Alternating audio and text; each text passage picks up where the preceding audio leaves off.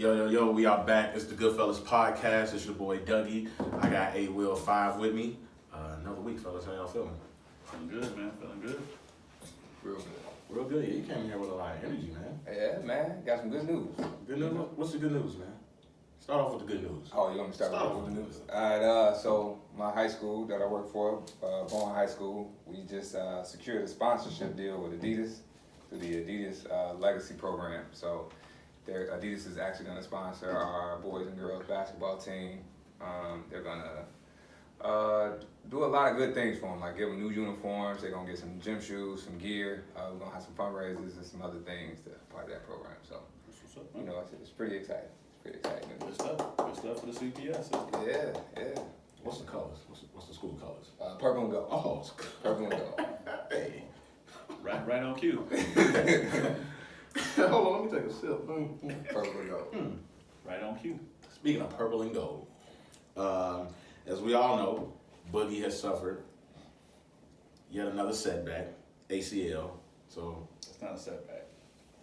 I mean, it is a setback. It is a setback. It's a setback. No, that's just a back. That's not a setback. Like, I mean, he was coming back from injury. He lost 15 that's pounds. not a setback. That's a brand new injury. Like, it's Another setback in his career. Yeah. Injuries, Stephen A. said injuries cost that man $150 million. That's a setback. He had money and he left money on the table. Yeah, he did. That's another point. In New Orleans, he did. But yeah, Boogie's going to be out. So the Lakers need to fill the void at center, right? What I've been reading is they're going to do one-on-one workouts with Dwight Howard, Joakim Noah, and Maurice Space. Out of those three who we've heard, who do y'all think would be the best fit? Joakim Noah. Why do you say Joakim? He can defend. He can pass out of the post. He can you can like run your offense. I ain't gonna say run your offense to him in the like high post area, but he's an effective pass out of the high post area as well. And he can shoot a little, you know, it ain't pretty, but he can shoot a little 15-foot jump shot. It ain't pretty, it's ugly, but he can shoot it. Mm-hmm. So to me, I would like him a little better than Dwight. Dwight has too many weird injuries as of late.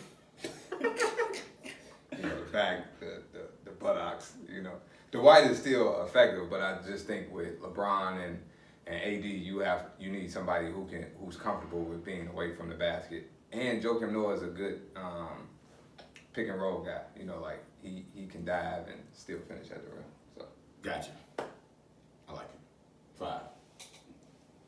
Hate to say this, but I agree with it. Joakim Noah is by far the best option that they can go to. Is he the best player or is he the best fit? fit. He's the best fit. Absolutely. I mean, Jesus, in today's NBA, I want to say he's the best player. He's going to make the most impact.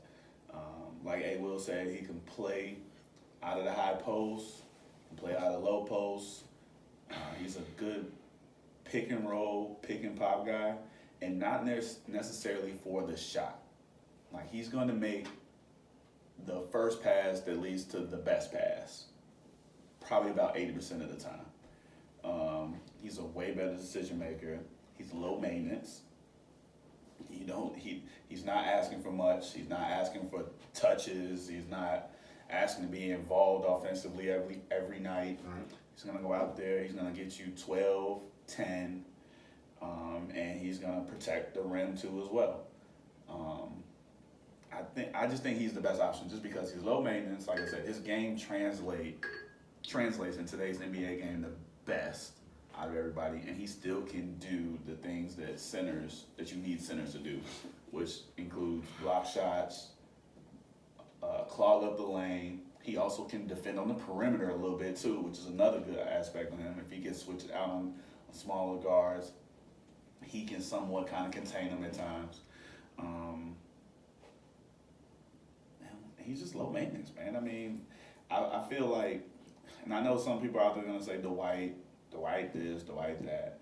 I just feel like Dwight is just high maintenance. Like, I feel like he's going to want touches only back to the basket touches too. He's not the rim roller he once was. So it's not like you can pick and roll to death and LeBron can just throw it up there. He's gonna catch lobs all day. It's just not gonna. It's just his game just isn't like that anymore, and that's why he hasn't been effective and been able to make teams better as of late in his career. Mm. It hasn't always been about injuries with him. Like he played 81 games with the Charlotte Hornets, and they were booty cheeks. Even though he had decent numbers, they still were booty cheeks because he just doesn't affect the game the same way that he used to in his Orlando days. Space just don't rebound. He don't rebound or defend. Great shooter, great guy. If we needed another shooter out our bench. But there is one other thing that I wanted to bring up for Noah in the case.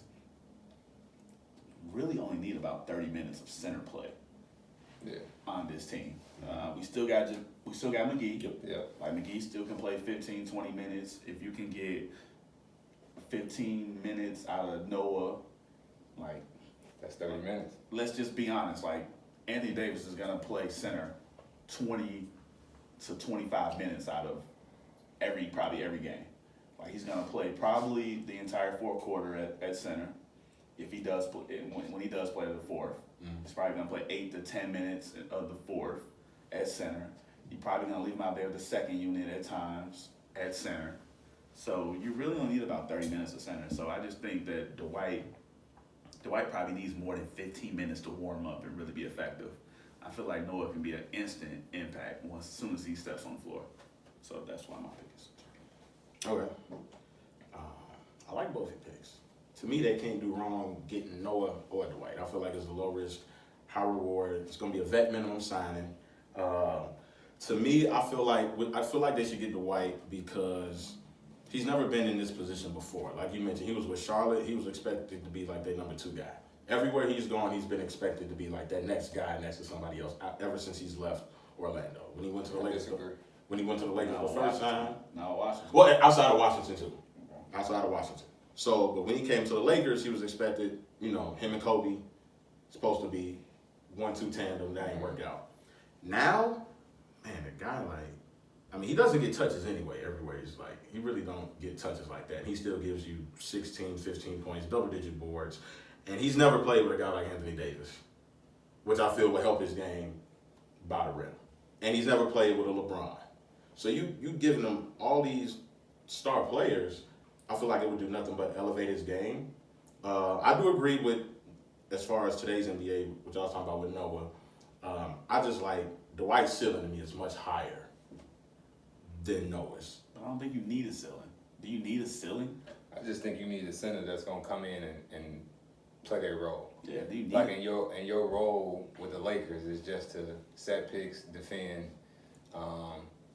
pass well, dive to the basket, maybe catch a lob here or there, maybe catch a rim roll here or there. And Noah can still do that. To Five's point, Noah's not gonna come in looking for the ball. He's mainly gonna come in to be that initiator on the defensive end, which allows everybody else to get that flow going, defensively.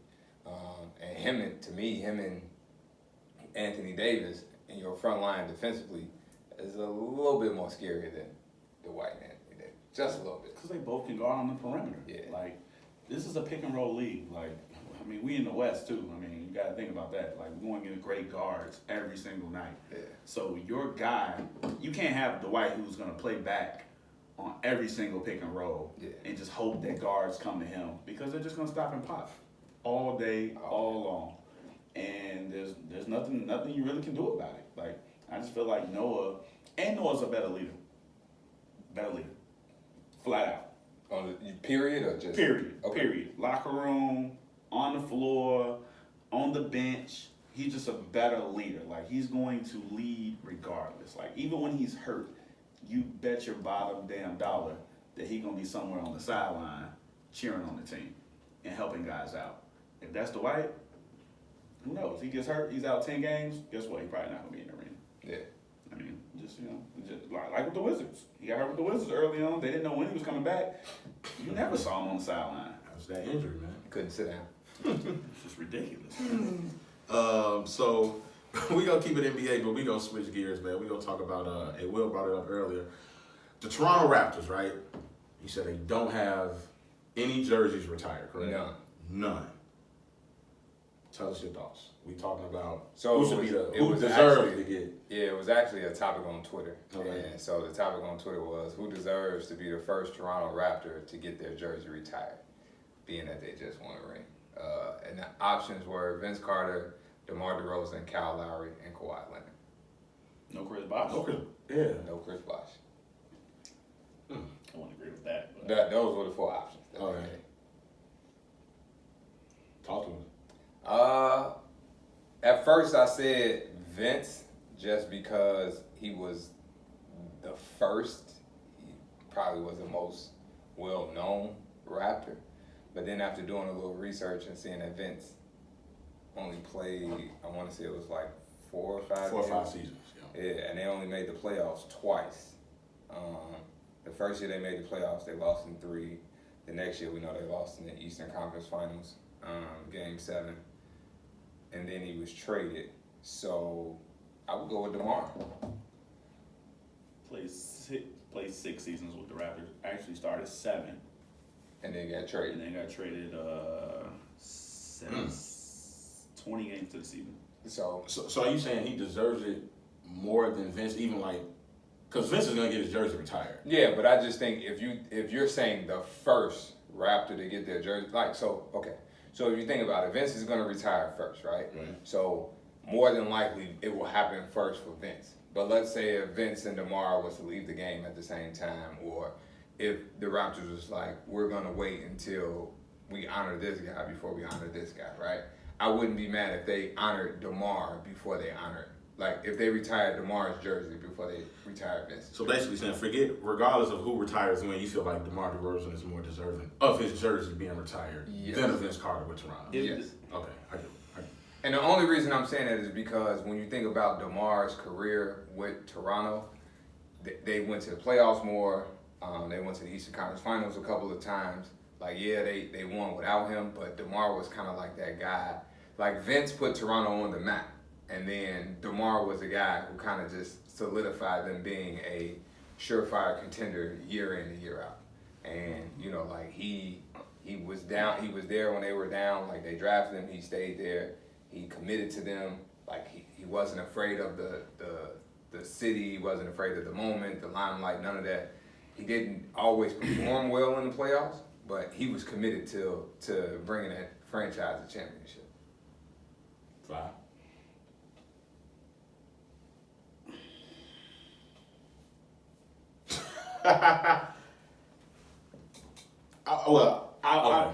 I'm gonna say he's wrong.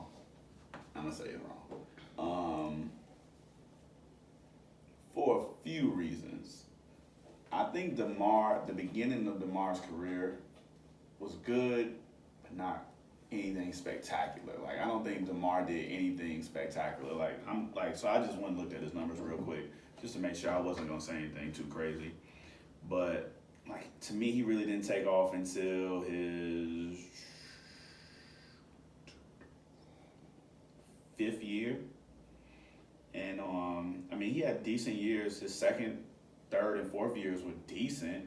Really, I shouldn't say decent. They were good, but nothing spectacular, right? 17 points, 4 rebounds, 2 assists, and he averaged 17, 3 and 2, 18, 4 and 3.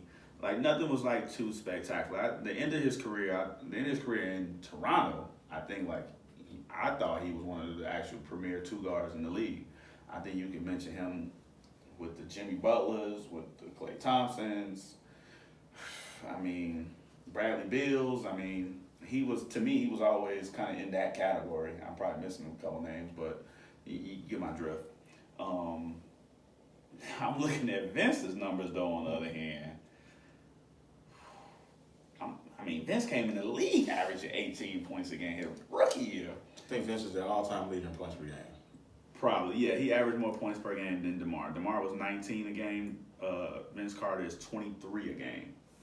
But Vince Carter, 2nd, 3rd, 4th years is crazy. 26, 6-4, 27, 6-4, 25, 5-4. Like, he was like doing like stuff that DeMar was doing in like his best years, and like all the time, like in Toronto.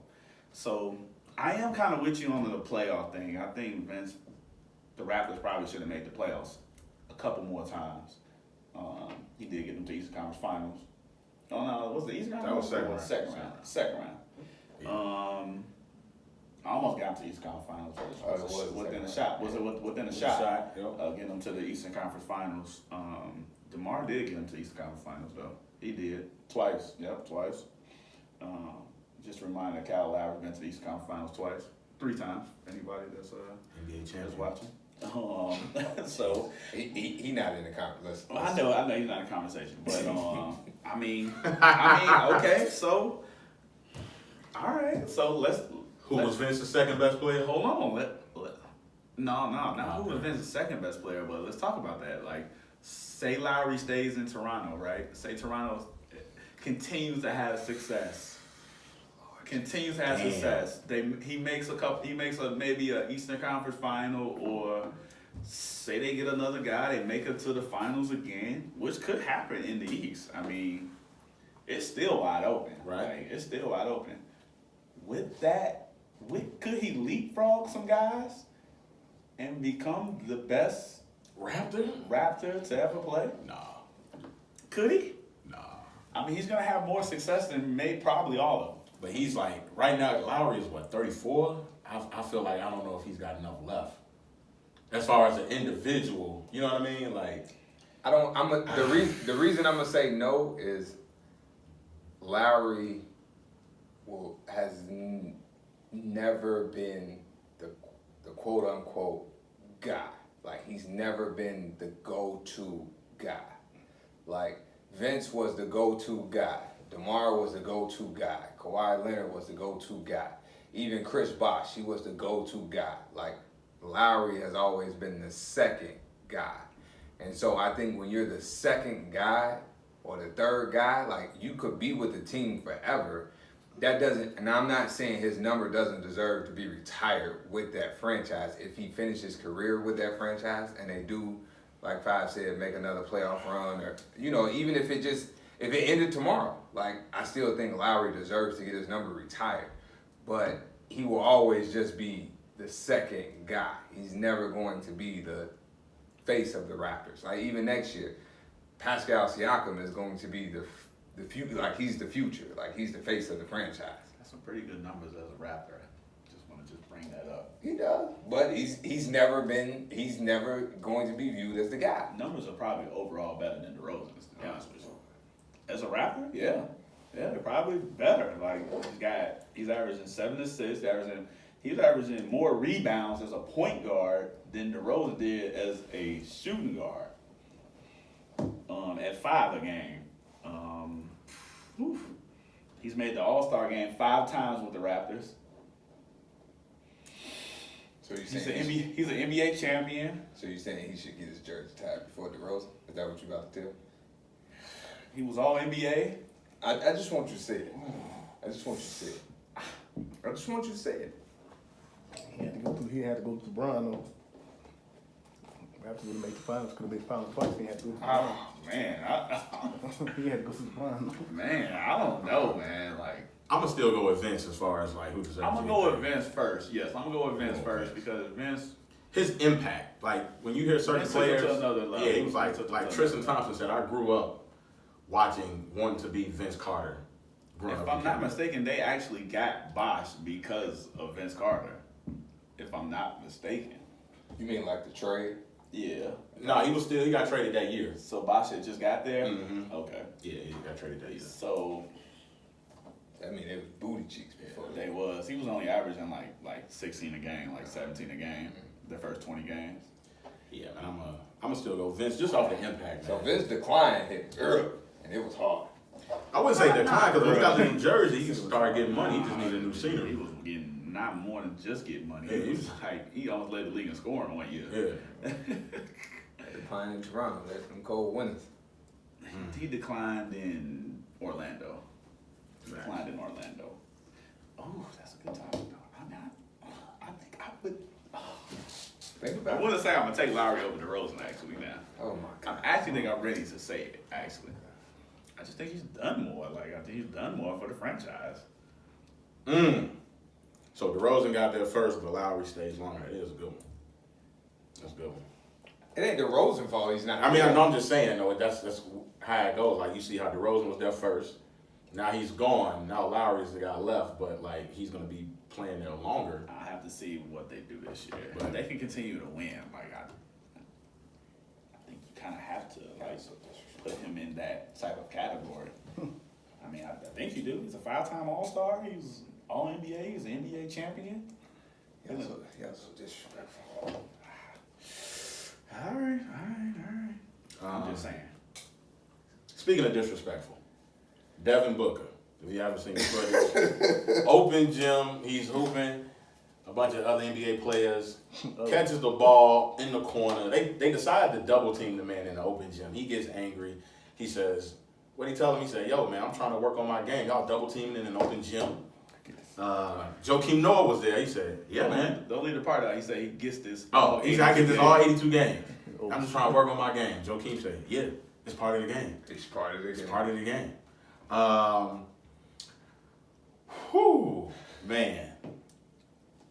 I can see it from both ways, but dude, like, it's just like, Please explain it to me the other way. it's. Please. I can get it. Like, I can get it. Whereas you're an NBA player, man. Like, it's an open gym. Y'all are not running with refs. Like, I doubt they even care who wins these.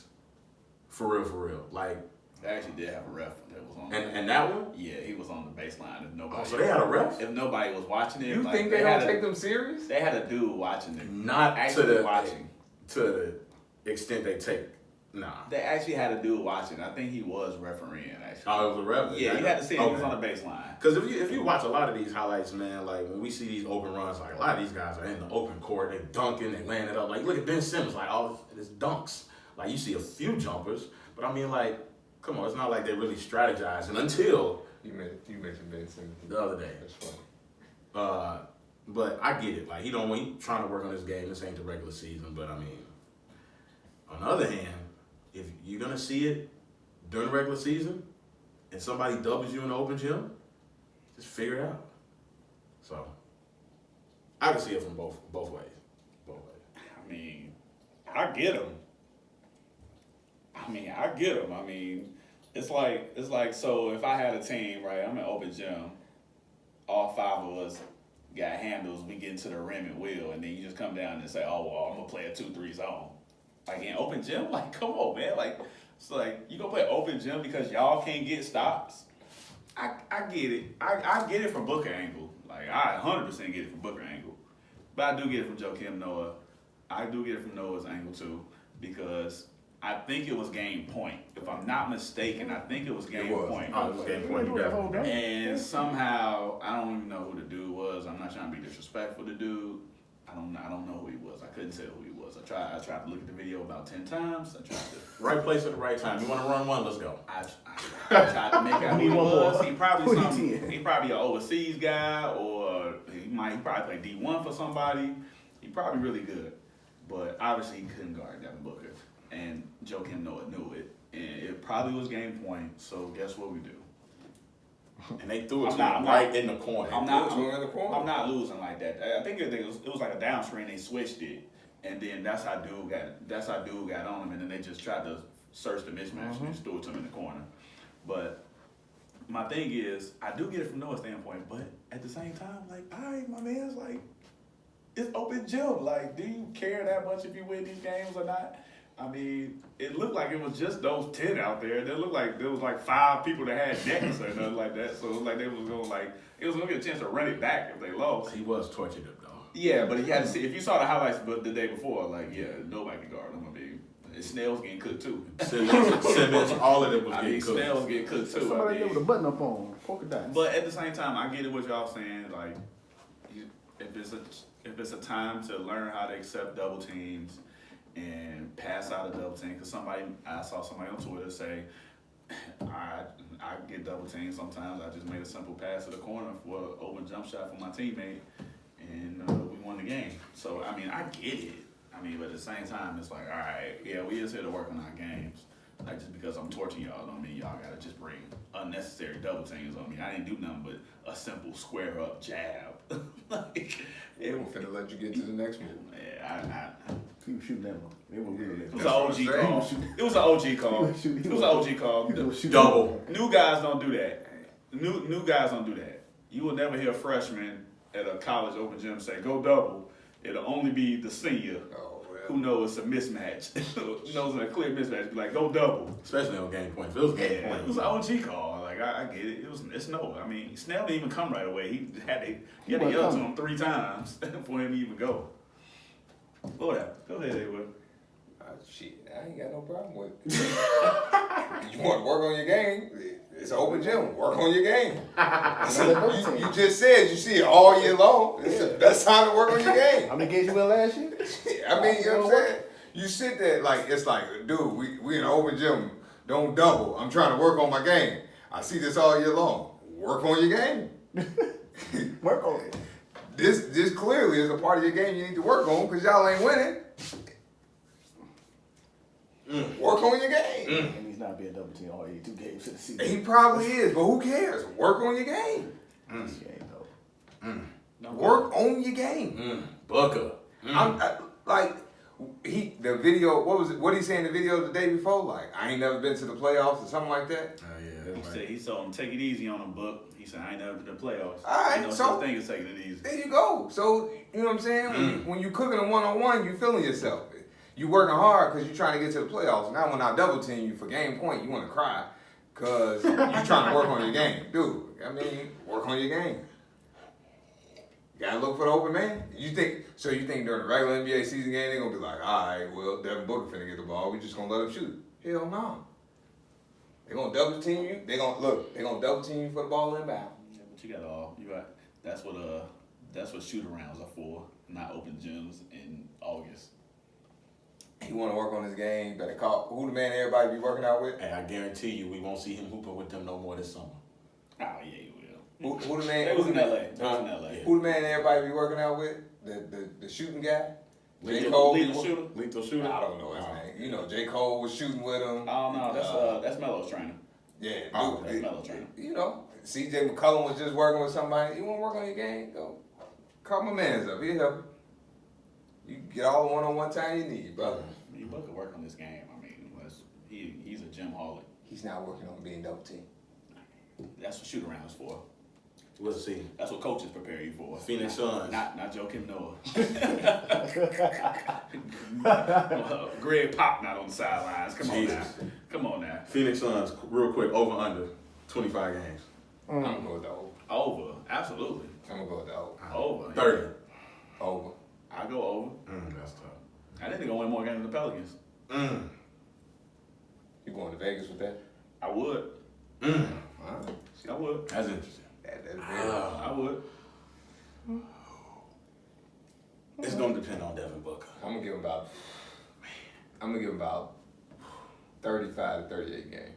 That's a lot of games. 35 to 38. That's a lot of games. It is. Too over.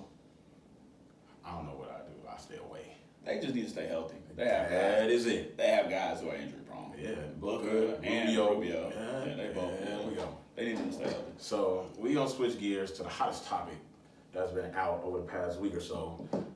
NFL. Jay-Z has partnered with the NFL for social injustice, and he's controlling the entertainment aspect of Super Bowl. Correct? Right.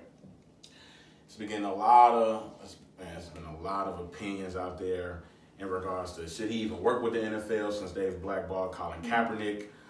You've got Eric Reed, who's, they interviewed him after their preseason game, and he was like, he said, I want to say he used the word despicable.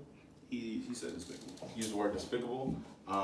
Then you've got certain people who are like, how can you get mad at Jay-Z when you guys are collecting checks? Well, number one, you guys got a settlement and didn't tell anybody about the settlement. And Reed is still getting a check from the very NFL that Jay-Z wants to be a part of, that is a part of right now. You could dissect this a lot of ways. I don't even know where to start. Number one, how do y'all feel about Jay-Z partnering up with the NFL? You feel like it'll be beneficial? Don't all speak at once. Rock Nation. I mean, I feel like any help is good help, like, right? Like, this is a situation where we're talking about people losing their lives, and we're talking about people who are trying to offer some form of help. Like, nobody's gonna be God and be able to turn it around, like, in a month or in a week or in a year, maybe even a century. Like, this has been going on for longer than I think people realize. Like, is it getting better? To be honest with you, somewhat. I mean, if you think about, if we go back to the 50s, when people blatantly were getting sprayed by fire hydrants at peace rallies, and we've seen videos of 50, 100 black people just beaten and pummeled for silently protesting. I mean, I think we've made some progress. The issue now is that we're able to expose it now, right? We weren't able to do that.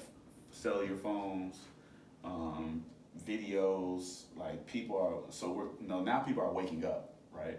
So, we have to continue to try to progress, and to me, as many hands in the cookie jar to try to make change that we can is supposed to be a good thing.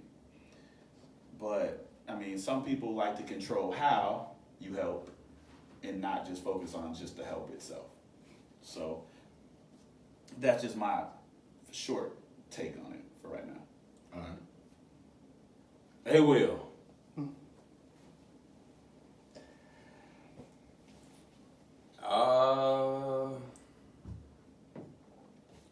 Am I shocked by it? No. It's Jay-Z, it's money. Ain't gonna turn down money. So let me ask you this then. It's been reported that Jermaine Dupri was in line to do the same exact thing Jay-Z is doing. Jay-Z got on the phone with Jermaine Dupri and told him, don't do it, turn it down. Jay-Z is now doing the same exact, basically doing what the NFL offered to Jermaine Dupri. It's not shocking. It's Jay-Z. That's the shocking part to me. It's not. If you know Jay-Z, he's always about money. Like, he's gonna do whatever he can do to get money and look like always the first to do it. And then after that, he's going to always protect his investment. And he's gonna talk about it, and he's going to brag about it, and we're going to give him the credit for it, like, oh, look at him, he did this. Oh, look at him, he did that. And when you really sit down and analyze it and think about it, he's not doing anything but protecting his investment. I've invested money in you. I've invested time, resources, all that. Excuse me. I'm going to protect that. If you like the most alarming thing to me about what he said, so he said one thing that was alarming, and he said another thing to me that was true, right? The alarming thing is that he said we need to move past kneeling, right? And I don't agree with that, because the social injustice has not stopped, right? So we still need to shine a light on it. Like, even though Colin Kaepernick is no longer in the NFL, even though, Eric Reed is no longer kneeling, and the players that were kneeling when Kaepernick was kneeling, although they're not kneeling anymore, we still need to kneel because the social injustice hasn't stopped. But the thing that I did like that he said was, this wasn't like to just automatically tie Jay-Z working with the NFL to him getting a job for Colin Kaepernick. Like, I don't think that's fair to him. And I do agree with what he said, like, okay, we kneel, now we have to put action behind it. Like, what can we do behind that? And so if he's, like, it's rumored that he's interested in purchasing the team. I know Diddy and Steph Curry were looking to purchase the Panthers, and that was shut down. So, I've always said, if we can get one voice, if we can get one face, one semblance of representation in the room with the other 31 owners that are all white, and somebody can shed some light on the things that are happening, or the blackballing that's going on just as far as players are concerned, I'm all for that. So you gotta really sit down and look at it and analyze it. You can't to me, everybody just jump to a side off the bat. Sometimes you gotta wait for the details to come out. Sometimes you gotta wait to hear what the person is really and truly trying to accomplish with the moves that they're making. But Jay-Z is always going to be about money. Always. I'll say this. Like I said, I think you gotta wait in game. Like, obviously, I don't think Jay-Z is getting in this. I mean, money's gonna come with it. I think you just can't avoid that, right? It's gonna come with it. It is what it is. But I do think he has a calculated move with this. I think a lot of the moves he's been making as far as like social justice, as far as like a lot of the documentaries he's helped put out and things like that, it's been calculated. And I think like we're looking at what's happening right now is like putting black people against each other again, right? Like, I think Jay-Z, Colin Kaepernick, like we all have the same goal, right? They might not agree with how Jay-Z's going about doing it. I mean, they say he didn't talk to Colin Kaepernick beforehand and a bunch of this type of stuff. But at the end of the day, if Jay-Z's able to like get stake in an NFL team, Kaepernick can get his job back. Not to say that it's a guarantee. Yeah, don't let's not tie the two together. But I'm saying not to say that it's a guarantee, but also my thing on that is, like, Kaepernick's talked to teams. Like, I think people don't understand that. Like, Kaepernick's talked with teams. Like, it's not like it's the NFL telling teams you can't talk to Kaepernick. Like, he's talked with teams. Like, the teams are the ones not going forward with this now. I mean, it might have initially been the NFL. I'm not saying that he wasn't never blackballed, but I'm saying I think the blackballing stage just from the NFL office is not over. I mean, it's never going to be over. I mean, you're always going to have the big guy always looking over your shoulder, but teams can sign him. Like I've never heard a team say, "Oh, I'm not signing him because the NFL is looking down on me, or is threatening to take me off television, or because I can see owners being scared of stuff like that, because obviously that equals dollars. They want dollars. Yeah, but I mean, even with that, right? Like, you gotta think that's a little window dressing to me. Like, teams talking to Colin Kaepernick, because at first, like, when he wasn't getting looks, when he didn't have a job, it was Colin Kaepernick is blackballed, right? Like, just give him an opportunity. And then you had a couple teams, the Ravens, the Seahawks are the first two that popped to my mind that was like, okay, we tried him out, we worked him out. He just wasn't a fit for our team. And so to me, that was a little window dressing. But then it possibly is a conversation that was had between the owner and or the GM, where they asked Colin, are you going to continue to kneel? And if Colin says yes and they don't agree with that, then they don't move forward with it. So it still is a form of blackballing, because if I, the owner, don't agree with you kneeling, if I, the owner, don't agree with you, continuing to shed light on this situation, if I don't want that around my team, if I don't want this media circus, I'm not signing. And, I think that was the biggest thing with Eric Reed. Like, if you watch the Carolina Panthers All or Nothing, before they even signed the guy, like, they talked to Cam Newton, they talked to the coach, they talked to Torrey Smith, who had played with him before. Like, they talked to a couple of key players on the team, and also people that have been around this guy, to see, like, what kind of locker room guy is he going to be? Like, what is he going to bring to our team? Is he going to be a distraction? Is this going to be a distraction? Mm-hmm. And then the owner was like, this is really a risk for me. Like, this is completely a risk. Like, at the end of the day, I have to feel comfortable with it. And so, like, but Eric had to have that conversation with the owner, mm-hmm. and they had to come to some sort of agreement. Now, I don't know if Eric Reed was kneeling last year at all. Like, I didn't watch the Panthers game. I think isn't he still kneeling? I don't know. I think he is still. He is still kneeling. But that was an agreement that they had, but they did if you Research. Oh man, dude, they talked to Luke Kuechly, they talked to Torrey Smith, Ron Rivera, Cam Newton. Cam and Ron sat down. Cam basically was like, listen, if he can come in here and do what he needs to do, I'm all for it. Like, he a good dude. I ain't never heard nothing back. Like, Cam gave him the stamp of, but if Cam was dude, like, nah, dude, we don't need that around our team, guarantee you he wouldn't be in the NFL. So I agree with everything you just said. But my thing is, are we talking about the NFL or are we talking about teams? But see, I think it kind of goes hand in hand. You know what I'm saying? Because like sometimes maybe the NFL is saying to owners like, hey, if you don't feel comfortable, we back you.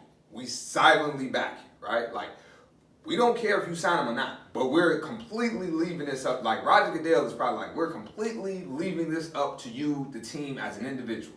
And then the team has to sit down. So they had to sit down with their brain trust and say, okay, do we need this, right? Like, can we handle this as a team? So that's the team then. That's the team aspect of blackballing, right? Yes.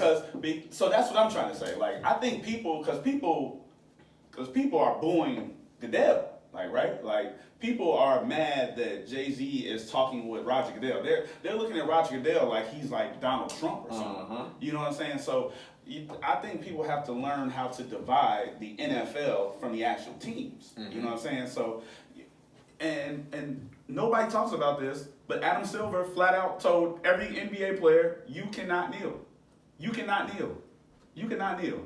You can do other things, but you can't kneel. You can't kneel. So my thing is, you can wear T-shirts, you can do speeches, but you will not kneel during the national anthem during none of my games. Now that is the NBA laying down the rule. NFL players are not getting fined for kneeling.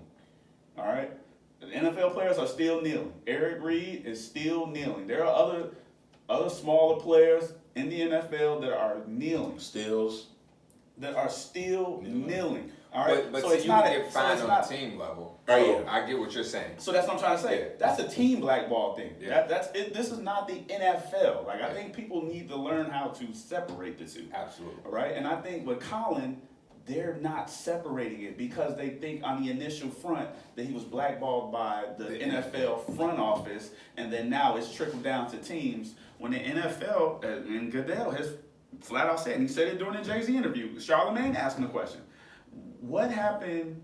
Why can't Colin Kaepernick get a job? And he said, Colin Kaepernick is able and to sign with any team who offers him a deal. He said, I have no problem with him coming back to the NFL. He's flat out said it. Like, flat out said it. Now, is it true? I mean, who knows? I know.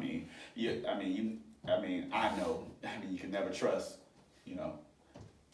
the guy, the big guy, sometimes, So who knows if it's true? But at the same time, when he is giving at least you some blessing to be able to do whatever you want to do or whatever you feel is right, and teams are still not going, that's on a team level. I mean, it's really on a team level now, and I think people need to learn how to separate the two. So let me ask y'all this. Let's say, my thing is, like, I see a lot of people online talking about, Eric Reed still getting checks, all this stuff. If he's that adamant about it, he shouldn't play in the NFL. I mean, but you gotta sometimes like it goes back to everything. Sometimes you gotta separate the two, right? Yeah. Like, even when people say like, "Oh, Colin got a settlement," like Eric Reed is playing. It still doesn't mean like. So the original reason that they kneel is due to the social injustice, right? Like, the NFL has nothing to do with the social injustice that's going on in the world. And because Colin Kaepernick and Eric Reed settle with the NFL, that doesn't negate the fact that they still have an issue with the social injustice that's going on in the world. Like, this is not, the NFL isn't telling police officers, hey, when you pull over a black man or a black family or whatever the case may be, kill him or beat him to death, or the NFL isn't spearheading this. This is all about law enforcement. like Colin doesn't work for law enforcement. Eric doesn't work for law enforcement. They work for the NFL. They're using their platform to speak out about what's wrong in America, to open up people's eyes. And just because I cut you a check doesn't mean I agree with what the judge ruled. It still doesn't mean that I agree with what is going on in the world. Because like I said, it's still happening. And that's why I have an issue with Jay-Z saying, okay, we're past kneeling. No, we're not. Well, I think to Jay-Z's point, when he said that, he did say, I want to clear this up. He said, I don't want people to think that we need to stop kneeling. He said, that's not the case. If that's your protest, he was like, I'm with all forms of protesting. He was like, whatever you want to do to protest, he said, you do that. But he was like, it's time, he said on his end, it's time for action. So he didn't say, let's stop kneeling. He said, what's the next step? And I agree. But I think he should have just said that. Like, what's the next step? Well, the people edited the film. Charlamagne actually ended up coming out and said it. He was like, they edited the questions that I asked to make it look like that. I mean, and that's what media does. Absolutely. And that's why we all have to do our due diligence and really research stuff, because the media will cut things off, they will edit film, and they will make a headline out of everything. Oh, yeah. It's like you can't run with anything you just hear. Yeah, we could take bits and pieces of this, and we could take some of what one of us said and just like chop it up, and we could put it out there, and it's gonna look like we hate Kaepernick or something. And would it be the worst? The podcast worst enemies. Oh, yeah. Number one. Good views though. I bet we get more and that's the crazy That's part. crazy, right? We would get good clickbait Oh, for putting out something fake, right? And people won't even listen to what we actually said. They would just post and go with what we just created. Well, guess what? Boof. No, we're No. not doing that. I'm good on that. But you know, my thing is like, man, just nowadays, like, You gotta wait for the details. we gotta wait for the details, man. Like, it's literally been a week. It's gonna be an end game. I mean, it's literally been a week. Like we've been going, like I said, we've been going through this for hundreds of years now. Yeah. Like, this is not new to us. Like, we knows what's going on, and also like, look what Jay-Z's done. Like, so far, like Jay-Z is outside of NFL, has done so much for so many people that have been injustice. They've paid for funerals. They've helped do documentaries on certain people who have had these and brought light to some of these issues and really opened people's eyes up to really seeing. Now I'm saying, A. Will says everything does come with a dollar. He is about the dollar. Like, let's be he's wrong. about protecting his Let's be wrong. Like, he's about the dollar. I mean, he's a great businessman. I mean, He'll become a he's billionaire he'll by become not a being billionaire about by not being about the yeah. dollar. But at the same time, they've also helped people out on their own dime too, as well. Yeah. I mean, let's just talk. Let's just face the facts. You know, some of their closest friends or guys that they've done business with, they've helped out. Like, They part of their business though. I mean, but yeah, I mean, Wayne's not. I mean, He is. He Rock Nation. He's title. He's not Rock Nation. No, his tours are through Rock Nation.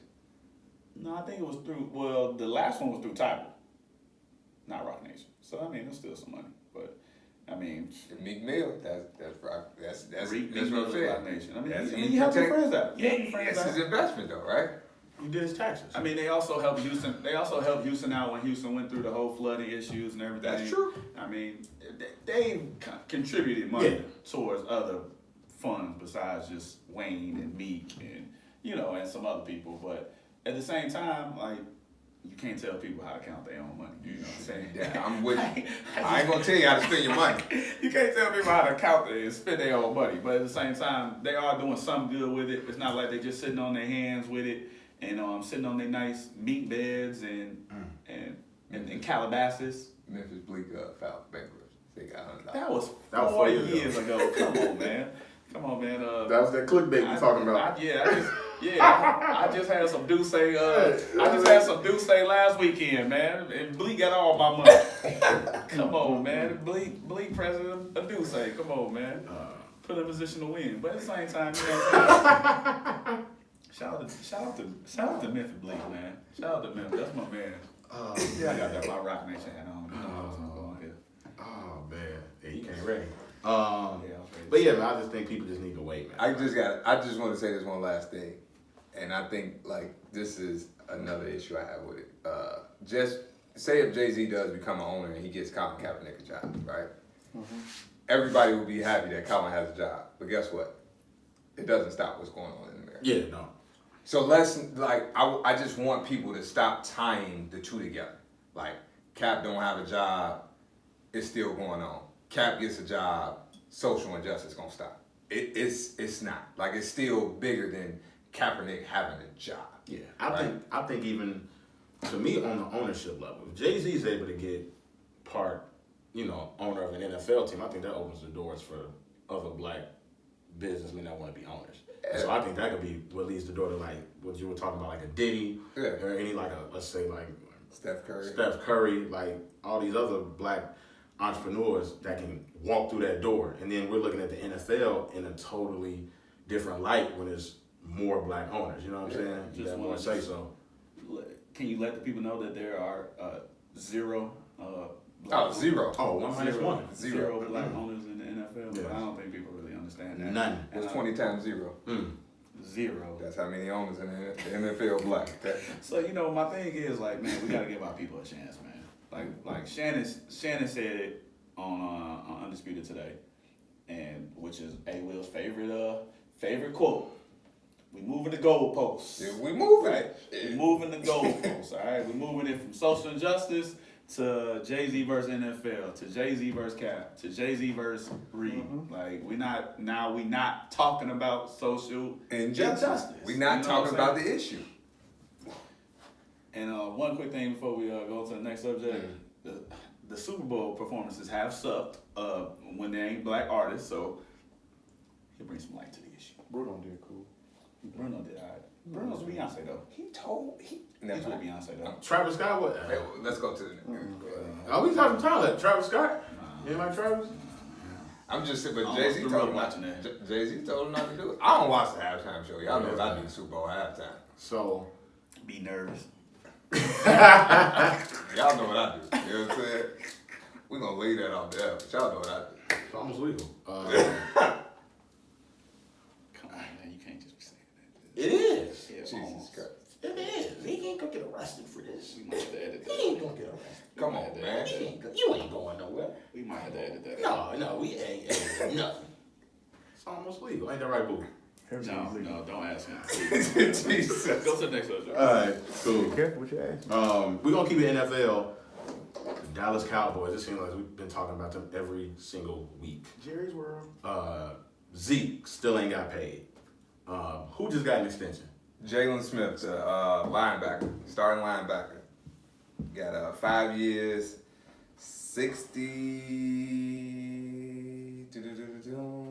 years, $65 million, 35.5 guaranteed. Right, and then Jerry Jones has also made headlines because they were asking him about the running back Pollard from the preseason game, and he said they asked him about Zeke, and he said Zeke who? It was a joke. It was a joke.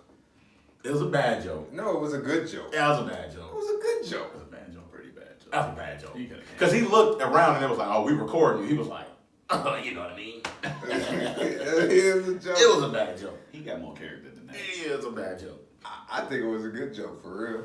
Because, and the reason why I think it was a good joke is because it's like,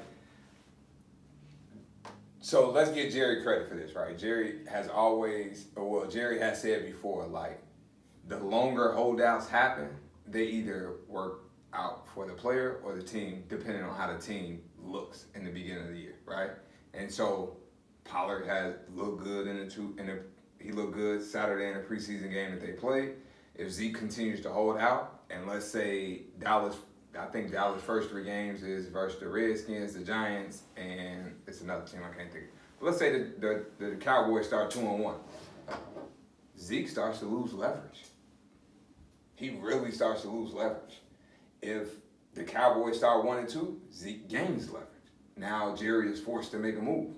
So, I mean, it really was like a good joke. Like, Zeke who? Like, I feel that confident because I want to be in the front seat. I want to be in the driver's seat of this negotiation. Right. Like I gave you a deal. I gave you Le'Veon Bell type money. So Le'Veon is the second highest paid running back in the league. I already told you I'm not finna make you the highest. So I'll make you the second highest, and you're telling me you don't want that. Okay, cool. Now I got this rookie running back in the 4th round who looks good behind our offensive line. I want to wait. I would have rather him wait to the 3rd preseason game to maybe crack the joke or make a statement, but because that's the kind of like dress rehearsal for the team. Excuse me. I would have waited. I would have liked for him to do that, but he didn't. He feels confident in Pollard. He's building Pollard's confidence, and he's taking that driver's seat as far as negotiations are concerned. I think he needs to wait till this was week 2, 3 of the regular season.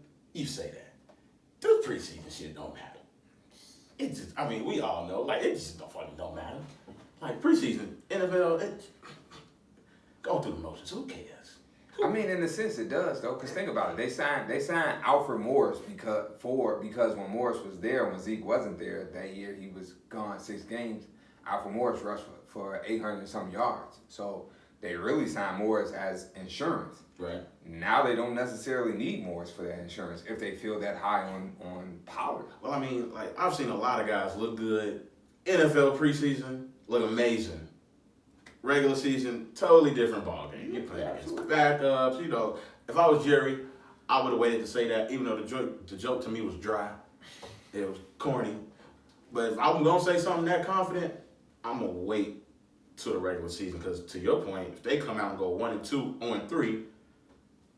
Zeke got all the leverage. Exactly. And but think about it. Now Jerry's going to panic and give him whatever he wants. Because Jerry Jones wants to do one thing, and that's win the Super Bowl. He wants to win another Super Bowl, if not multiple. So if they start 1-2, 0-3, come on, man. He about to throw Zeke all the money he wants. It was an awful move. It's awful. That's awful. We all know Zeke's a top 3 running back in the league. Like, I don't care who you have back there. I don't care if you got the 4th round, the 2nd pick in the draft. I don't care if that guy just had Alabama's record and rushing yards. Like, you got a top 3 running back on your roster who you don't want to pay. Like, and it's just, I don't know, that's not smart. That's not smart. I'm sure the head coach is like, dude, what are you doing? Like, you know what I'm saying? Like, man, like, I get it, you're trying to put trust but you don't want to stir up a guy as good as Zeke, because we see what NFL players are doing these days. Like, right? They putting themselves first. Period. Like, it's not even about the team almost anymore. They're putting themselves first, and their livelihoods and their money. They're putting all of that first. And I get it. Jerry Jones does want to win bad. Like, he does want to win. But at the same time, I mean, they just tried to do this with Dez, right? They tried to do this with Dez, right? And it took them a while. They had to make some moves to get Cooper, to give them a reliable guy. Like, because they weren't able to throw the ball when Dez wasn't there. Like, they were not able to throw the ball at all. So my thing is, like, and I get it, their offensive line is top notch. I will point that out. Their offensive line is top notch. I mean, hell, I can't remember the last time they haven't had a 1,000-yard rusher. Probably. It had to have been right before they got Zeke. Yeah, I don't know. Because they had Murray, but then he went to the Eagles. Didn't he run 4,000? Hell yeah. That's what I'm saying. But then he went to the Eagles. But they had a year where they had what was the running back? They had it was after Murray left. Yeah, Was it McFadden? Yeah, he didn't do all that great. No, McFadden. McFadden rushed for 1,000 yards. No, McFadden had to been close. If it wasn't 1,000, He had to Because I thought been close. that wasn't a committee running back. No, I think it was a lot of McFadden. Let's see. Hold on. Oh, I clicked on the wrong thing. Hold on. Darren McFadden. He was with the Cowboys. He rushed for 1,089 yards rushed in for 2015. Dude, Damn, McFadden. that's what I'm trying to say. Like, Yeah, 2015. that's what I'm trying to say. That was That- after Murray, right? Or was that? Yeah, that was after DeMarco Murray. Yeah, Murray went to the Eagles. So, I mean, Zeke came, what, 2016? yeah, so Jesus. you looking about, what, maybe 2012? Yeah. Maybe, like, because Darren McFadden was 2014, DeMarco Murray was 24. Hold on, let me look at DeMarco Murray. Yeah, that's about right. That's about right. DeMarco Murray was in Dallas. So look, 2014 he rushed for 1,845 yards. 2013 he rushed for 1,121 yards. He was Dallas running back in 2012. I'm sorry, he rushed for 663 yards, but he only played 10 games. Cool. In 2011 he rushed for 897 yards. He played 13 games, but he only started 7. Shit, McFadden only started 10 games that year. He rushed for over 1,000. That's what I'm saying. So, I mean, their offensive line is top notch. Like, they really are. I mean, they get it done. So, I mean, you got to go back to even 2010. I don't know. I mean, because the 2 years Murray was there, he didn't start. So, the other guy had to get at least 400 yards, 500 yards. So they had 1,000 yards as a committee. So, I do kind of, like, A. Will kind of actually talked about that a couple of weeks ago when we talked about it. He said if they can get it done by committee, like, Yeah. like, do you really need them? You know, but their offensive line is that good. The offensive line is that good. But my thing is, like, he should have learned when he didn't pay Dez. Like, even though Dez got hurt the next year, like, they couldn't do that. Looked awful. He looked awful that season. Like, they couldn't move the ball, and then they tried to rush the shit out of Zeke. Yeah. And I mean, the poor guy was carrying the ball 30, 35 times a game. I'm like, God dang, you ain't gonna throw it ever. So my thing is, like, I would think you would have learned because you have top tier guys. Pay them, just pay them. It's not hard. It's not hard, man. And I know we're gonna sit here and talk about the Steelers still gonna have a chance to make the playoffs, but dude, you got top tier guys. Just pay them. Just pay them. So let me ask y'all this real quick before we switch gears. Is the running back position being undervalued right now in the NFL? Yes. You know, it always has been to me. Yes. I mean, It's always been. Is this is worse? I think this is No. the worst we've. You don't think this is the worst we've No, seen? but think about it. On offense, it's always been quarterback, receiver, running back. It's always been like that. Always. Quarterback, wide receiver, running back, tight end. It's always been like that. That's always been the pecking order as far as money is concerned. Running backs, Shelf life. it's only been till, you 30 years old. Like, as soon as you turn 30, everybody writes you off.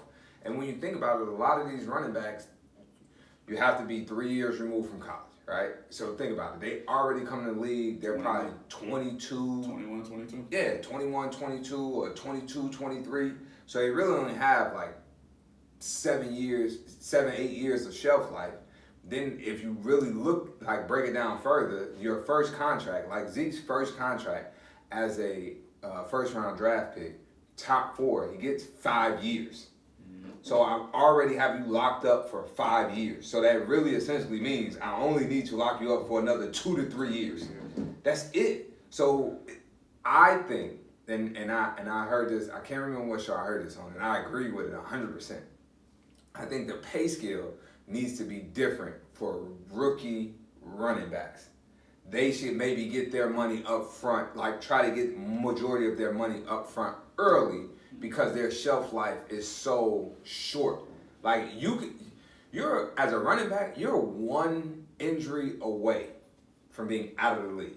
Like, 1 blowout and you gone. Like, and especially in now today's NFL, where you got 2, 3 running backs on a team, where you got they like to call it the thunder and the lightning combination. Like, you got a between the tackle back, you got an outside the numbers back. You know, like, you don't have that one guy anymore that does everything. No more LTs in the league. Yeah, it's no more LTs. Shit. Who would be Le'Veon Bell would be the closest LT that we got. Maybe Kamara. But we ain't seen Kamara do it for 16 games though. So I mean, this gonna be his first year to really show us what he could do. I agree. And so when you really break it down, and look at, I think you gotta change the rookie scale for running backs. Like they need to do a better job of negotiating when they first get in the league. So, real quick, how you feel on that before we go to the next subject? About the pay scale and No, just about our running Running backs backs? being undervalued. oh yeah, absolutely. I think the only running backs that I've seen, like in my adult life or somewhat adult life, that have been untouchable, have been Adrian Peterson in his day. Like if Adrian Peterson would never got in trouble, Yeah. he would still be a Viking. Like Sure. you can almost probably bet your bottom dollar he would still be a Viking. LT, when he was in his day, like I felt like he was untouchable. Like I felt like everybody knew what he could do, knew what he brought to the table, and everybody and him and the team valued it. Like the Chargers valued it too. But now I feel like I'm where they will. I mean, Anybody can leave. shelf life is 7 years. I mean, 8 years at max. You know, so and people know that. They know that. They're looking at this is what is it? Analytical world we live in now. So everybody's looking at the analytics, computers, numbers at what age you drop off at. So everybody's like, all right, I only got to pay him till he's 30, right? So why should I give you big money and you're 27 years old, 28 years old? But I think that is the deal. But I think the NFLPA needs to go back and shorten those deals up. Like you shouldn't be able to offer rookies, running backs, 5 years. Well, I think it's based off of like your the round. So like first round picks, they typically get 5-year deals. Second round gets 4. Then you start, as the rounds go on, you start to, the number of years to your contract, it starts to decrease. And then of course the guaranteed dollars start to decrease as far like your number, right? So the first gets the most, so on and so forth. Yeah. And that's why you have a lot of these young running backs like Melvin Gordon. He's holding out. He wants to get paid because he knows as a running back, you only get 2 contracts. Yeah. Period. You get your rookie deal and you get your next deal. And your next deal, if you don't break the bank, brother, you done. So I just think like I'm gonna go back to guaranteeing the money. Like if all Zeke's money was fully guaranteed, I don't think he would be holding out. Because if you look at it, he's making, I want to say it's either $9 to $10 million this year, but it's not fully guaranteed. I think only $6 million of it's guaranteed, actually. So like he can get cut tomorrow. Humbling times. Boo, you ready? Ready, man. Go talk. Pray for us. I told you All right. it's about to be, man. Won't you play out first? Let me get my stuff out. You just looked it up right now, didn't you? No, I had to go my pictures. It's all there. It's all there. Said it's all there. It's all there, baby. Said it's All right. there. Player A, we're going to the Here we go. MLB, men's baseball. Guys. Bro, there is no woman. There is Hey, I'm just letting you know. Women's baseball. Not AAA, not AA, not single A. This ain't a league they're on, man. This See? is hard. Batter up. Women play softball, not baseball. To play ball. We all remember. Y'all remember? Wow, well, that's That a was great a movie. jam, though. Hey, that was a great movie. What's wrong man. with you for that? That was a jam, When the though. last time you watched League of That was a Legends? classic. Man, I watch it all the time, man. That was Come a on. classic. I looked on it for Netflix, but it wasn't on anyway. 10, 15 minutes for this. All right. Player 1. He is a one-time. No, he's a two-time. Two-time He can't even read. Cy Young Award winner. No, we know it's a pitcher. Randy Johnson. He has 303 wins, 166 losses. Strikeout, 4,875. Y'all always wrong. Wrong off the bat. 4,875 strikeouts. Career. That's about it. I'm giving you. It's baseball. You said he's a Pitchers. 2-time Cy Young winner? 2-time Cy Young winner. 1-time World Championship. Won World Championship once, and he had 1-time World Championship MVP. Yeah, he was How many strikeouts again, Boo? 4,875. How was? I hate you, you fucking bastard. Player 2, you won't get his strikeout number. Player 2 is, Just Randy Johnson. It is. yeah, it was. Once you said that, I was like, yeah. Player 2, World Series championships. He has 3. No Cy Young awards. I know. Finished with an ERA of 3.46. I know who I this mean, is. strikeout, boo. Nope. I know who this is. Who is it? Say that you said he got no Cy Youngs, but he won 3 championships. Mm-hmm. No Cy Youngs. Hold on, let me see He's something. a one-time World Series MVP. What's Buddy with the Braves? Somebody from the Braves?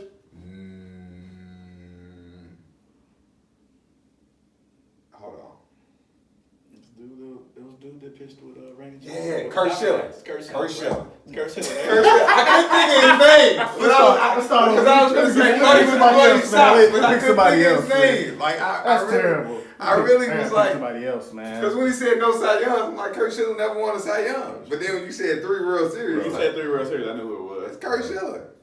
He was doing once I guess Randy Johnson after you I said said the first thing he said, Randy Johnson. Boom, did you think of that in 5 minutes, G? I don't know. What did he say after? I really just want y'all What to. did he read? He The said something. strikeouts. He said something after the strikeouts though that let me know who it was. I don't remember. Who, for that. Kurt I think he Schilling told or me Randy for Johnson? Randy Johnson. I think he said his wins. I think he see how many. Oh wins yeah, I mean, he had. said he had like 300 something wins. Yeah, and I knew who it was after that.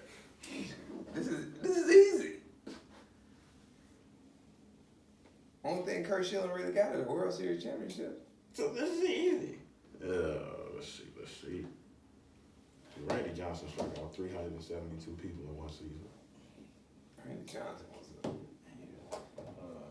a nigga killed a bird. He had 5 seasons with 300 strikeouts, bro. He killed a bird. He was the one player I hated Frank Thomas used to have to face. Frank Thomas could not hit Randy Johnson to save his damn life. A lot of people couldn't.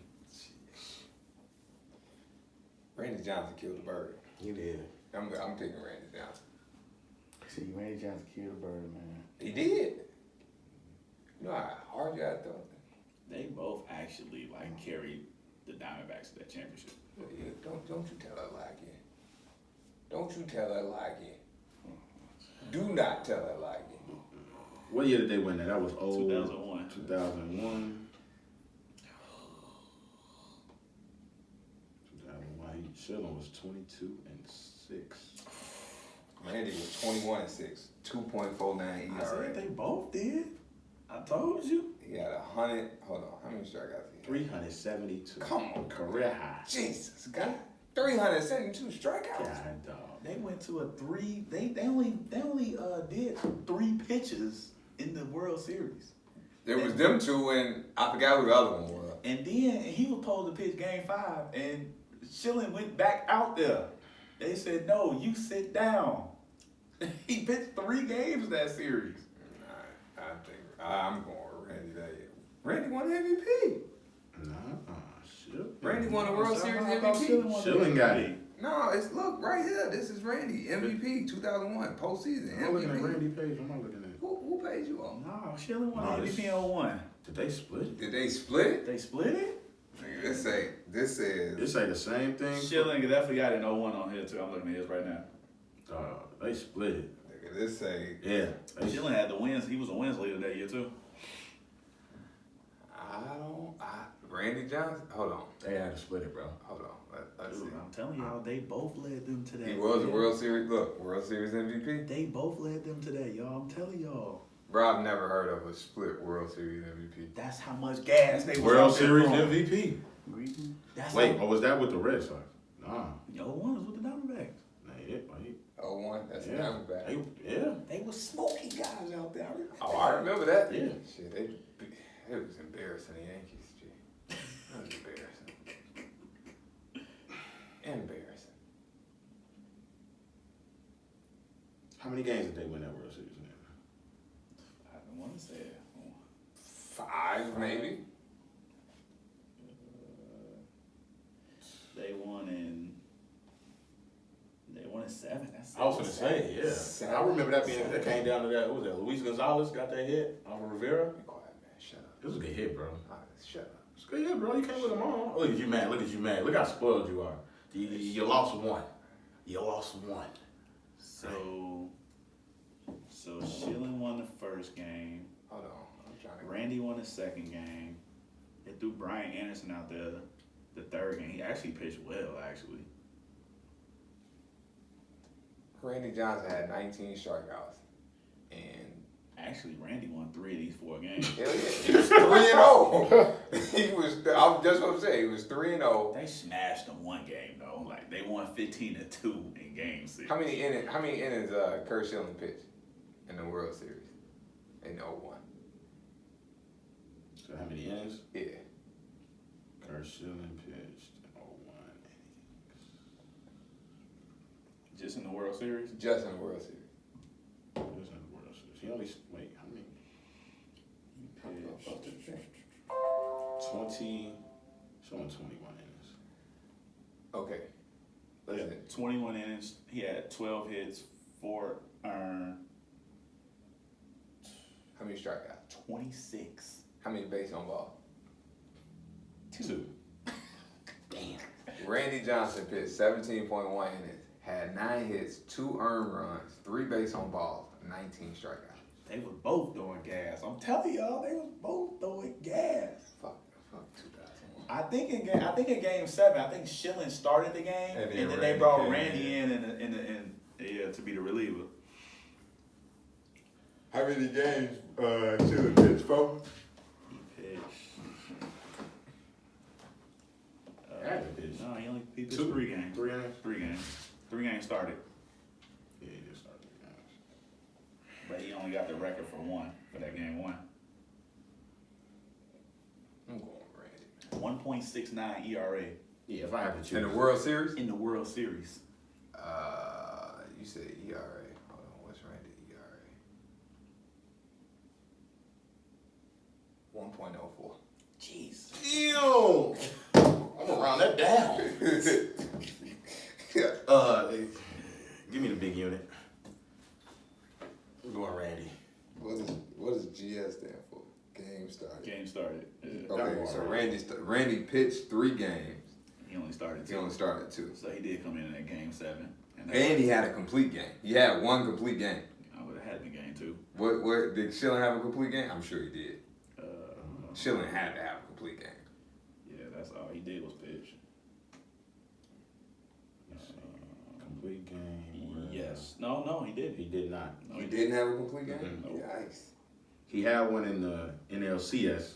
Yeah, He had 2 in the We NLDS. talking about the World Series. Yeah, I know. Ooh, oh my Dude, they God. was gassing people. Dude, in man. the NLDS, How you- his ERA was a .5. Who, Kurt Schilling? Jesus Christ. They was gassing. In the NLDS, In the NLDS, it was Pitched .5. He pitched 2 Randy games. Johnson was terrible in the NLDS. He was it? terrible. What? His ERA was 3.38. That ain't even that. That ain't even Awful. super bad Yeah, either though. But man, He compared pitched to one. 0.5, He pitched 1 game, and he lost that game. Schilling ERA in the NLCS was 1. 1. He had 1 He pitched complete 1 game. game. Yeah, he pitched 1 game. 1 game had 1 In the complete game. NLCS, Yes. And then in the Randy was 1.13. He pitched 2 games. He had 1 complete game, Jeez. and he had 19 strikeouts. This is, 19 strikeouts, 3 base on balls. I just feel like the big unit just was better early on. Shit, I don't know. He started off in the 80s. It's kind of shaky. Schilling did Looking a little shaky. Yeah, he's shaky. A little shaky. Up. 2 shakies and you're out. 2 shakies and you're out. He didn't start going crazy till was a little shaky. he really didn't start going crazy till about 94. 93, 94 for real. Yeah. Yeah, 94. But I mean, I'm gonna say the same thing with Schilling though. Yeah. Say the same I thing. mean, his first really good season was 93, 16-7. Not even really good like that. Then he didn't have another really good season until 2001. Randy had 5 years of over 300 That's strikeouts. insane, bro. He had 1, 2, 3, 4, 5, 6, 7, 8, 9. In a row? No, Nah. he had. The first one was in 93. Wait, hold on. Schilling only had 3. He got. he got he got 4 in a row over 300 strikeouts. He does have 4 in a row over 300 strikeouts. Yeah, Schilling only got 3. Then he got a 4th season where he had 293. 1, 2, Over 330. But he really has 5 seasons. 1, 2, 3, That's 4, crazy. 5, 6 seasons. I'm sorry, 6 seasons of over 300 strikeouts. Cause in 90. Oh yeah, 98. 98, he pitched in Seattle and Houston, and he had 329 strikeouts. 3 points. Why he get money with Houston like that when he got traded? See the ERA? It went from 4.33 to 1.28. Bro, He was 9-10 and then went to 10-1. Jesus Christ. Jesus. He got 1, 2, 3, 4, 5, Yeah, I'm gonna go with the big unit. 6, 7, 8, 9, 10. No disrespect to Kurt. He got 12 seasons of over 200 strikeouts. Over 200 strikeouts. 12 seasons. 12 out of 22 seasons. That's crazy, bro. Over 50% of his years, he struck out more than 200 people. Yeah. Give me the big unit. And he was a lefty, so I'm good, you know. He was like 7 feet. Like, He was like 6. you know how much, like, how hard that is as a hitter? Like, when you got somebody that tall on the mound, 6'10". that's hard as hell, bro. You can't even see the ball going. Because he coming, yeah. It's coming, like, and he was throwing 100. Oh yeah, he was throwing gas. And then he had a slider, bro. You done. You done, bro. I never know what none of those pitches look like You done, bro. out of the hand. You done. Boof, I know you came up with that right before you pulled up. No, I didn't get with that in the crib. Yeah, bro. It was about not about you trying to figure it out, just about who was really better. That's the real gist of it. I don't want y'all to take 6 hours to figure it out. And Kurt Schilling faked that whole bloody sock thing. What you do? How you fake it? I There's was blood in failed. there. Bro, that wasn't. I believe that was How fake. you fake a bloody shot? Man, that's a big He allegation. might have just like, you know how you be bleeding, but it was just like overhyped. Like, oh, he couldn't walk. Like, I feel like that shit was just like super hype. Super hype. They won the World Series. Boston won the World Series. But I just feel like that bloody sock thing was blown out of proportion. I don't think it was fake though. He probably had a little cut. It ain't no worse than was it Roger Clemens when he threw that bat and had to say he couldn't see. Oh, yeah. Don't get me started on Roger. Couldn't see. Don't- He went don't- Stevie Wonder on us all of a sudden. It's just, Oh, never mind. Let's be quiet. oh man. I'm gonna go with the big unit. All right, Boof, who you got? He don't know. I had Randy. Why you pick Randy? Big Rocket, man. Man, he Big had, Rocket. he had a slider that he had the best slider of all times, man. He had a fastball. Then nobody get hit. He was 48 years old when he retired. Still had the same velocity. Good word. People don't even use the sidearm like that no more. Man, that slider was something He had nasty, no boy. choice. He was 6'10". What you mean? It's hard, man. Like, could you imagine if he, like, just regularly pitched at 6'10"? He'd have some mean velocity. Jesus. Yeah. He'd throw his arm out of socket, probably. He'd have so many injuries. 6'10", throwing that hard. Yeah, he'd have a lot of injuries. And you coming downhill. Like, that's the thing I don't think people realize in baseball. Like, you really coming downhill when you throw. And the mound is high. Like That's what I'm saying. You coming downhill with it. An MLB mound is high. That's why so many people hit the dirt when they're trying to get a pitch. They think it's gonna be a chump throw. You talking about that first pitch? Mm-hmm. That G-Herbo. That 50 Cent. Oh, man. That Oh. was 50 Cent gotta have the worst. Worst of all time. He gotta have the worst one. All time. I agree with that. Shout out to 50, man. We don't owe you no money, so we gonna shout out. Man, nobody by money, you hear me? Speaking of that, man, it's a big risk down Saturday, ain't it? Sunday. Sunday. Howard Sunday? is back. It's back Sunday, baby. Midnight. Get your stars if you ain't got it. Yeah, I'll be watching it Saturday night. Oh yeah, when it come. Yeah. Midnight. I gotta get Yeah, my I- stars I'm back. not watching it with y'all live. Yeah. What you mean? I usually watch it the same way. Yeah, that's what I do. You ain't gotta separate yourself like that though. You definitely want to separate yourself from me. And I'm gonna tweet it and Facebook it out there. So if you follow me and you watch it live, then you might want to block me. Come You on. might want to block me. I don't care about spoiling nothing. You see him? Well, Oh, y'all wild. they say this is a big rich town. So it is Saturday for me. 11:59. Come on, man. So, all right. Follow us on Twitter at Goodfellas87. That's a 3 instead of an E. Follow us on Instagram at Goodfellas Podcast. Subscribe to the YouTube page. Shoot us a like over on Facebook. We went live again today. I believe we all shared that during the podcast. So Yes, we did. look out for that if you haven't already. We are on Apple Podcasts. Hey, Will, what they need to do Rate, review, and subscribe, baby. Still on cue, baby. on the game. No, that's not it. So, what shout outs y'all got? What we got? I gave my shout out, man. You know. Yeah, you did. You gave yours out at the beginning. Yeah, I'm proud to be a Boilermaker, baby. Purdue? No, Bradley? Bowen. Get it together. Bowen. My bad. College football is back on Saturday, y'all. It is. College football back. Bama, baby. Well, Roll Tide. we're not gonna start with that foolishness. Okay, we're not gonna start with that foolishness this year.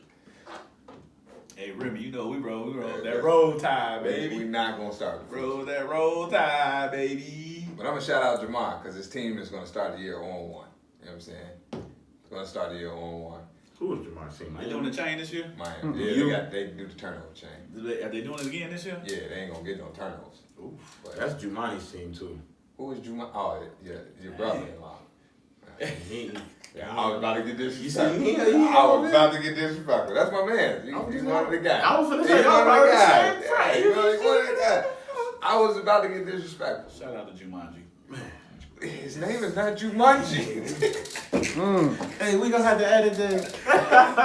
Oh, man. Hey, Jumani, man. Hey, I'll see you in a couple weeks, bro. That's my man. Hey.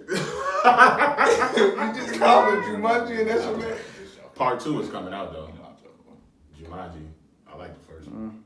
already The did movie. Part 2. Part 2 of what? No, I mean like it's like The another. redo? No, they redid it the I first know, time. but I'm saying it's it's a part 2 of the redo? Yeah, No, they but should leave that alone. Hey, I Because don't the know. redo was terrible. I liked it.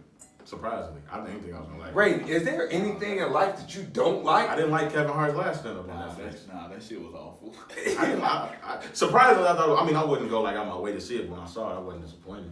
Ray, is there like I just told you. Yeah, I tried watching it. Ray, 3 there times. I still like haven't watched the number of things that you don't like.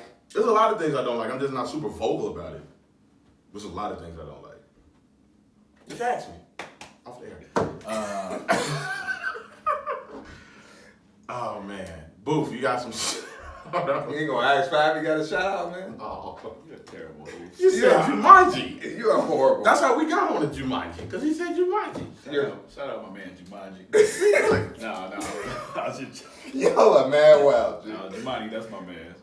He probably had a hen in my house first time I met him, so he always welcome. Oh man, I went to Atlanta this weekend. I went to some 5 restaurants, man. I just want to shout them out, man. Did you go to Waffle House? Yeah, I went to the Waffle House. Okay, that's all I need to Waffle know. House. All right, the That rest- was probably the worst one that I went to. It was good. Can we though. cut his mic off? Can we It cut was- his mic it off? Can we do like Nikki and Joe Black? Can we? It was good. It was good, but it was probably the worst one out of the ones that I went to. So I went to Candy Restaurant, That's a people's. Old Lady Gang, That's a people's, ain't it? Flame. No, it was her and her aunties and her mama restaurant. Okay. Flame, It was good. Off the Chain. Ah. I went to a place called The Real Milk.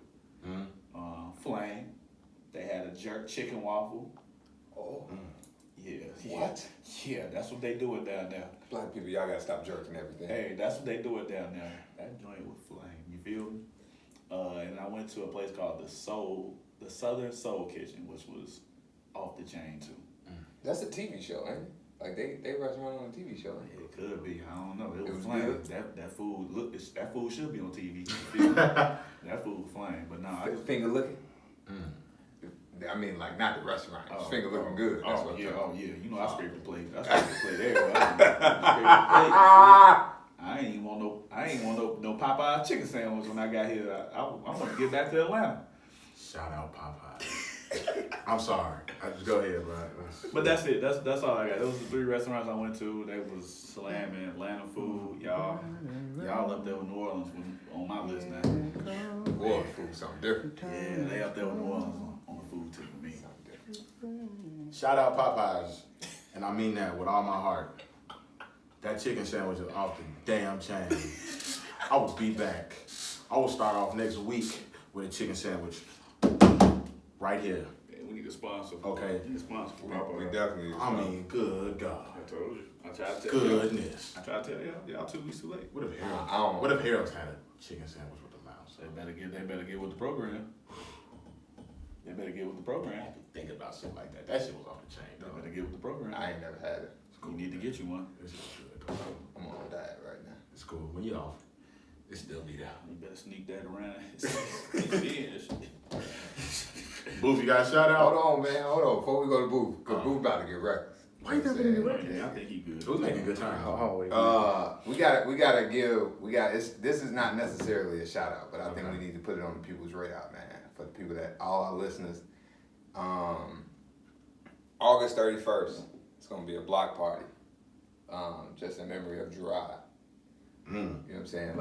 I think we need to put that out there. Like, if you love Gerard, if you miss Gerard, if you supported Gerard, if you met him before, if you rock with him, whatever, man, come show your love, come show your support for Gerard. Post that on the page, too. We will post it on the page. I know, I think all of us have shared it. You know, we're gonna continue to share it. But August 31st, it's from 7 until, it's in Summer, Illinois. Come show your love for Gerard. Argo, Illinois. We don't live in Summit. Listen, the thing right here say Summer, Illinois. Don't let them lie to you. It say something. Okay. But look, I just wanted to set it up. I don't know, you know. So we gonna cross it out and then put Argo. It's in our Argo side of town. Okay. You the man from the area. I will talk to Kendall about that. That's bold. You ain't gotta do that, man. You gonna call him by his gut. You are losing it I will tonight. talk to Kendall about What was in that cup? Was that, Bro, you're wild I will disrespectful. talk to Kendall about that when we get I'm mad I ain't gonna be here. But Where you gonna be at? I'm gonna be visiting Raven in Atlanta. No, Georgia. They don't stay in Atlanta. you better go to the old lady game. Tell you that. Huh? That old lady game, fine. Flame. Hey, Ray, you know the spots to go to. You know the spots, all right? You know the spots. I'll I keep ain't you gonna tell you on the air, but you know the spots to go. I'll I keep know you Friday updated. and go to the spots. I'll keep you Stay updated. out them follies, I'll tell you that. Keep me updated. I know you didn't go to the spots. You supposed to You go. stay out them follies. Stop speeding in them residential. You No, know, I but- can't make no guarantees. But on top of what A Will just said, it's also so in memory of Gerard, we also do like an old timers picnic, which we do in memory for everybody from who's passed away in the last year from our neighborhood. Okay. So it's Gerard, it's a few other elderly people who have passed away. So we always try to tribute them and party for them and party and safe. So it's probably about the 25th picnic that we had. We do it every year, so every last Saturday of the year. So everybody absolutely come out. We'll put the flyer up there, and man, all is welcome, man, and come and have a good time, man. We do it every single year. Last Saturday of August, everybody's always welcome. Boof. Shout out to y'all, man. Podcast, another successful episode. Still going strong. You got your shirt tucked in this week? No. You got a couple buttons on the button. Yeah, man. Got them Chain all on, on? but You going out after this? No, man. I'm going home. That's like the third week in a row you done went home. Going out. I'm going They got on. the chain on then. That He ain't gonna work better. He burned out. He tried to do six days in a row party. I'm not burnt out. This shit don't feel like going nowhere. I can always party. Jesus Christ. If y'all got any topics y'all want us to discuss, let us know. Reach out to us. Until then, we will holler at y'all next week. Love, live life. Minute and 31. Boof, you gonna stop the film?